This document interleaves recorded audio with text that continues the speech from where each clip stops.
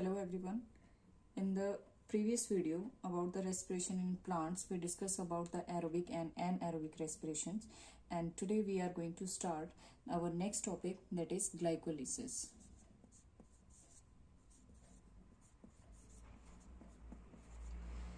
Glycolysis, which is an aerobic process in which 6-carbon glucose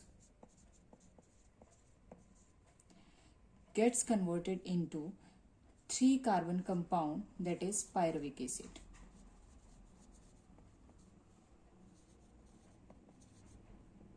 So this conversion, or you can say that the breakdown of the 6-carbon compound glucose into the 3-carbon compound, that is pyruvic acid, that process is known as the glycolysis. This breakdown of the glucose generally occur in the cytoplasm of the cell. So the cytoplasm of the cell is the ultimate site for this process, which is known as the glycolysis. And as we have discussed, because there is no role of oxygen in this process, so it is considered as anaerobic respiration.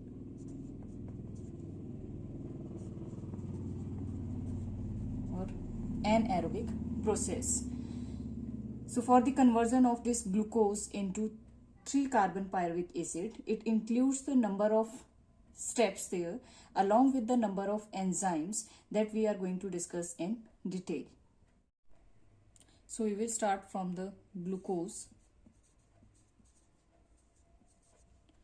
which is a 6-carbon compound, and this glucose, it will convert into glucose 6-phosphate, and this glucose 6-phosphate means that phosphate is present at the carbon number 6 because glucose is a 6-carbon compound. From where this phosphate has come, so there is a reduction of ATP, which is a currency of energy. It will reduce into ADP. As we know that adenine,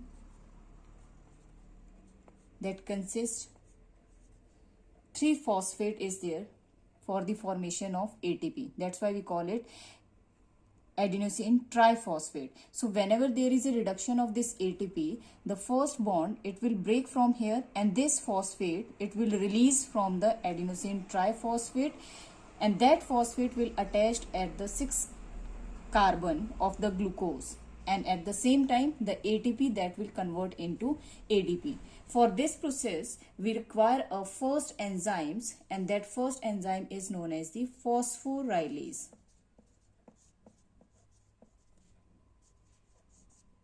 Phosphorylase means it is an enzyme which will add the phosphate at the 6-carbon position of the glucose.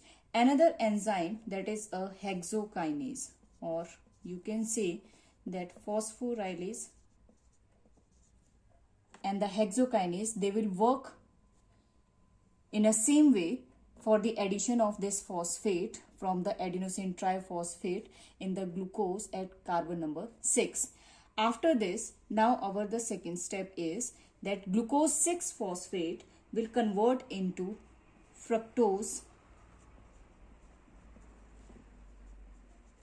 6-phosphate. Again, this fructose, it is also a 6-carbon compound. Means the number of carbon, if we compare in glucose and 6, so there is no change in the number of carbon. Glucose is also a 6-carbon compound, and the fructose is also a 6-carbon compound. If you check the position of phosphate, so in the glucose 6-phosphate, the phosphate group was present at the carbon number 6, and in the fructose also the phosphate group is present at the carbon number 6. So the enzyme which will work here, that is our enzyme number 2, isomerase. Why we are saying here isomerase? Because glucose 6-phosphate and fructose 6-phosphate, these are the isomers. Now after that, this fructose 6-phosphate, it will change into fructose 1,6-biphosphate.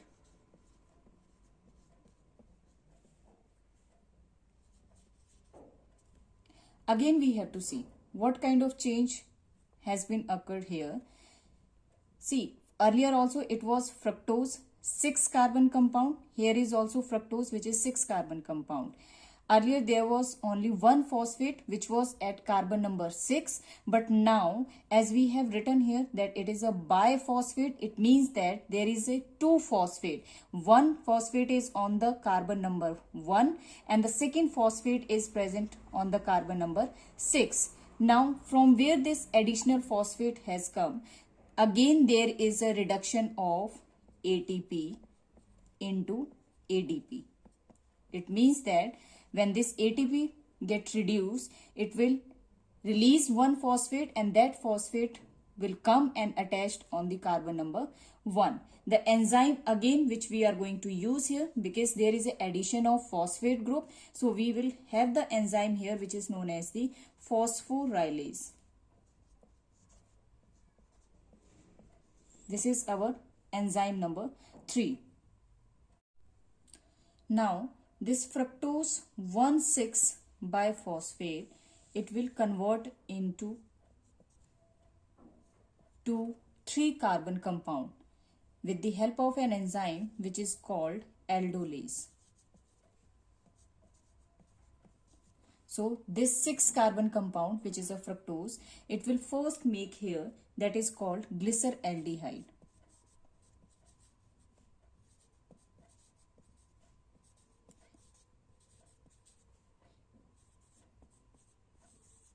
And this one is 3-carbon compound. Another, because earlier it was 6-carbon, so one of the 3-carbon compound is glyceraldehyde and the second 3-carbon compound is dihydroxyacetone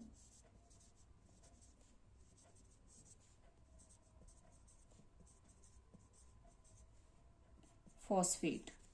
And these both 3-carbon compound, they are interchangeable. Means dihydroxyacetone can get converted into glyceraldehyde 3-phosphate and glyceraldehyde 3-phosphate can convert back into dihydroxyacetonase. So when this fructose 1,6-biphosphate, which is a 6-carbon compound, gets converted into 3-carbon compounds here. The first one is dihydroxyacetone phosphate. If you see here, there are 2 phosphate, biphosphate in fructose 1,6-biphosphate. So the 2 phosphate, it will divide along with the 2 compounds here. So one phosphate will come along with the dihydroxyacetone and the second phosphate will come with the glyceraldehyde. But we need to check the position of phosphate is here. As in the fructose 1,6, the phosphate, 2 phosphate, these were present on carbon number 1 and carbon number 6. But in the dihydroxyacetone, the 1 phosphate that is on the carbon number 1. But in the glyceraldehyde, that phosphate is present on the carbon number 3. That's why we have written here that 3 phosphate.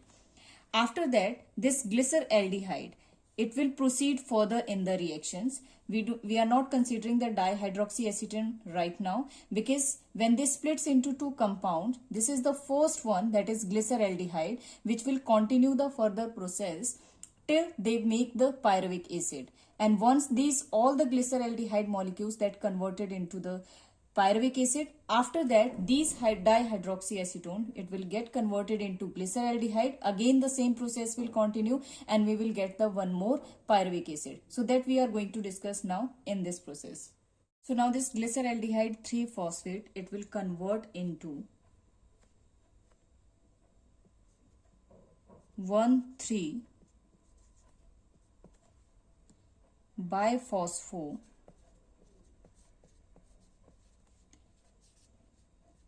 glycerate, which is again 3-carbon compound. What kind of change you can observe here?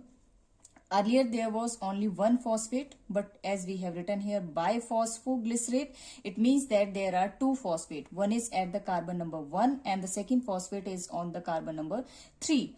And this whole compound, this glycerate, that is a 3 carbon compound. Again there is a addition of one more phosphate, but this time we are not going to get the phosphate from the ATP, but we will get it from the some inorganic source, and that's why we have written here that it is an inorganic phosphate here.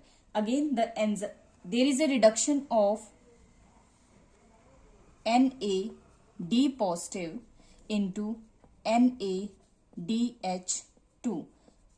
This is your nicotine amide adenine dinucleotide hydrogen. So this is the full form of this NADH2.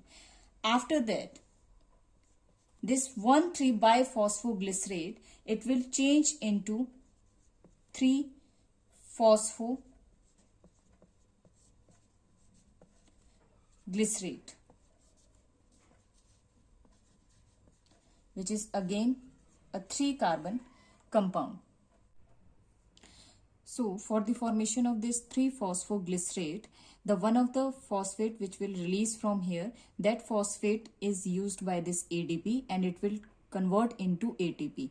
Now here is the synthesis of ATP. If you see the first step here, in this step, this process or this step, they have used up ATP here because there was reduction of ATP and the release of phosphate which were used up here for the addition in the glucose compound.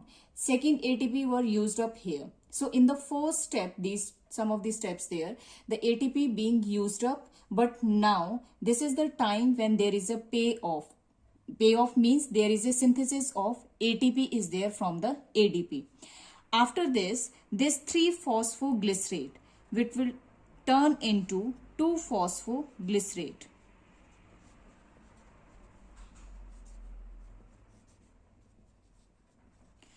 Phosphoglycerate, again it is a 3 carbon compound, so there is no change in the carbon number.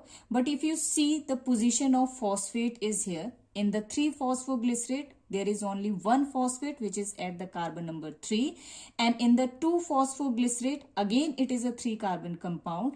One phosphate is there, but now position of that phosphate has been changed. It has been changed from the 3rd carbon to the 2nd carbon. So there is only change in the position. Rest of the molecules or the rest of the compound will be remain same here. The enzyme which is going to work here, that is phosphoglycerate mutase. So this is the enzyme which we will use here to convert this 3-phosphoglycerate into 2-phosphoglycerate.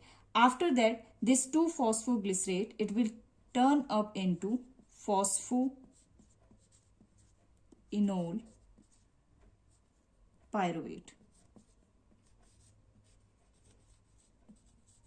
which is again 3 carbon compound. Again there is a change in the position of this phosphate. Earlier it was on the 2nd carbon, now it is on the 1st carbon, and the enzyme which is going to use of here, that is here enolase. So this enzyme will work for the conversion of 2-phosphoglycerate into phosphoenol pyruvate. Phosphoenol pyruvate, it will convert into pyruvic acid. Again this pyruvic acid is a 3 carbon compound, and again because if you compare this phosphoenol pyruvate and this pyruvic acid, so there is no phosphate group which is present with the pyruvic acid. So this phosphate that will release from the phosphoenol pyruvate, and that is used up for the synthesis of ATP, means ADP will get converted into ATP. So this was the final step is there, that is pyruvic acid. So again, if we want to summarize this whole process here, glycolysis, so in short we can just see here, we started from the glucose which is 6 carbon compound. in that this glucose 6 carbon compound converted into glucose 6 phosphate, and this addition of phosphate has come from the ATP which were reduced into ADP. Enzyme which was used here, that was phosphorylase, or you can say hexokinase. This glucose 6 phosphate will turn up into fructose 6 phosphate, which is again a 6 carbon compound. So there is no change in the carbon compound. And these glucose and fructose, these are the isomers. So just for the formation of this isomers, we need the enzyme which is called the isomerase. After that, this fructose 6 phosphate will turn up into fructose 1,6 biphosphate. It means that there is an addition of one more phosphate at carbon number 1. Because earlier, one phosphate was present on the carbon number 6, but addition of extra phosphate at the carbon number 1, again we require the ATP that will convert into ADP with the help of an enzyme called the phosphorylase. After that, this fructose 1,6 biphosphate, which is again 6 carbon compound, with the help of aldolase, it will split or it will get converted into two molecules of 3 carbon compound. That is, first one is dihydroxyacetone phosphate and the second one is glyceraldehyde 3-phosphate. Both these compounds, they are interchangeable, means glyceraldehyde can change into dihydroxyacetone phosphate and this can also get converted into glyceraldehyde 3-phosphate. After that, we will continue with the glyceraldehyde 3-phosphate. It will convert from glyceraldehyde 3-phosphate till the formation of pyruvic acid. And when this whole process gets completed, then this dihydroxyacetone, it will change into glyceraldehyde. Again, this process will continue till the formation of the pyruvic acid is there. So if we have to summarize here, or if we have to just conclude here that how many ATP are being used up, how many ATP are formed here, and the number of NADH, that is nicotinamide adenine dinucleotide hydrogen, that has been formed here. Okay, so we are just going to write the summary over here, that how many number of pyruvic acids will form from the one molecule of glucose, which is a 6 carbon compound. So from the one molecule of glucose, which is a 6 carbon compound, we will get here 2 pyruvic acid. Why 2 pyruvic acid? Because from the one glucose, when it convert into fructose 1,6 biphosphate, then it will convert into dihydroxyacetone and glyceraldehyde. So when this glyceraldehyde, it will continue with the process, it will make 1 pyruvic acid. And after that, this dihydroxyacetone, when it will convert into glyceraldehyde, again this process will continue here and the second pyruvic acid will form here. So from one glucose, which is a 6 carbon compound, there is a formation of 2 pyruvic acid. Now how many ATP are formed here? So we are going to see the number of ATP. So the number of ATP formed here, so one ATP is here, that is when ADP gets converted into ATP. Second one is over here. So these are the 2 ATPs when the glyceraldehyde will form the pyruvic acids. So 2 ATP from glyceraldehyde and the 2 more ATP will be there when this dihydroxyacetone will convert into glyceraldehyde and it will make the second pyruvic acid. So from the one glucose, the total ATP which will form here, that is 4. After that, how many ATPs are being used up here? So if you see, the formation of ATP is 4, but the 2 ATP has been consumed here. The one is over here and the second one is here. So we have to subtract that minus 2 ATP here. So net ATP which will be there, that is only 2. After that, how many NADH? 2 is formed here from one glucose.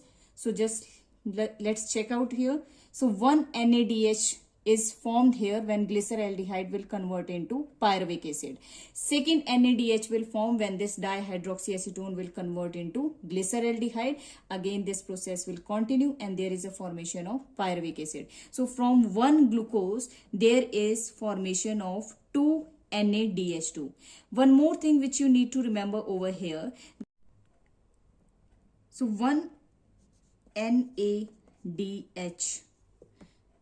it is worth for 3 ATP.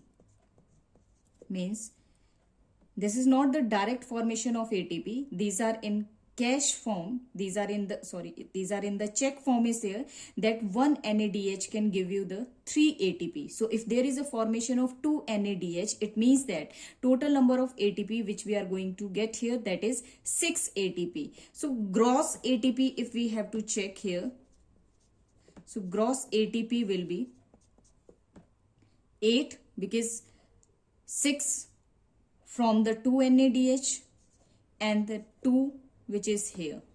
So the gross ATP is 8, but actually what is the problem here, that the ATP which we are going to get from the NADH, these are in the check form and we cannot encache it in the during the process here. So net ATP when they will ask from you during the glycolysis, that is always 2. Gross ATP is 8, but the net ATP will be 2. Why we cannot encache this ATP from the NADH? The thing is, during the anaerobic respirations, although this is our final step of the glycolysis is there, after that it will depend the presence and absence of the oxygen is there, that what kind of product is going to form here. So if this pyruvic acid, which is a 3 carbon compound here, in the absence of oxygen, it will turn up into your acetaldehyde.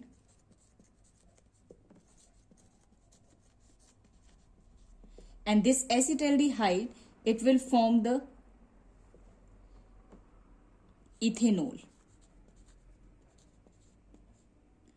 So there is conversion of this NADH2 into NAD positive.